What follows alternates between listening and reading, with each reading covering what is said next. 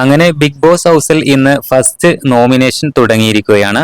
Shanavas Shanu nominate ചെയ്തിരിക്കുന്നത് നമ്മുടെ ജിസേലിനെയാണ്. അപ്പോൾ അതിനുള്ള റീസൺ പറയുന്നത് ഇങ്ങനെയാണ്: ജിസേലിന്റെ ഡ്രസ്സിംഗ് സ്റ്റൈൽ ഒരിക്കലും ശരിയല്ല, നമ്മുടെ കേരളത്തിന്റെ സംസ്കാരത്തിന് യോജിച്ചതല്ല എന്നാണ് ജിസേലിന്റെ വസ്ത്രധാരണത്തെ കുറിച്ച് ഷാനവാസ് ഷാനു പറഞ്ഞിരിക്കുന്നത്.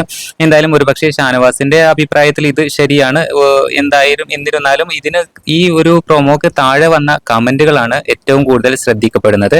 ഡ്രസ്സിങ്ങിന്റെ പേരിൽ ഒരാളെ നോമിനേറ്റ് ചെയ്യുന്നത് ശരിയല്ല എന്ന് പറഞ്ഞുകൊണ്ടാണ് പ്രേക്ഷകർ ഇതിന് കമന്റ് ഇട്ടിരിക്കുന്നത്. അതിപ്പോൾ ഏറെ ശ്രദ്ധ നേടിക്കൊണ്ടിരിക്കുകയാണ്.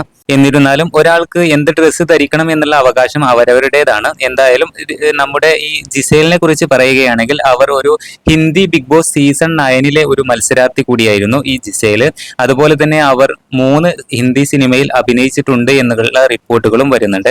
അതുപോലെ ഇവരുടെ അമ്മയുടെ സ്ഥലം ആലപ്പുഴയും അതുപോലെ അച്ഛൻ പഞ്ചാബുകാരനുമാണ് എന്നുള്ള റിപ്പോർട്ടുകളും വരുന്നുണ്ട്.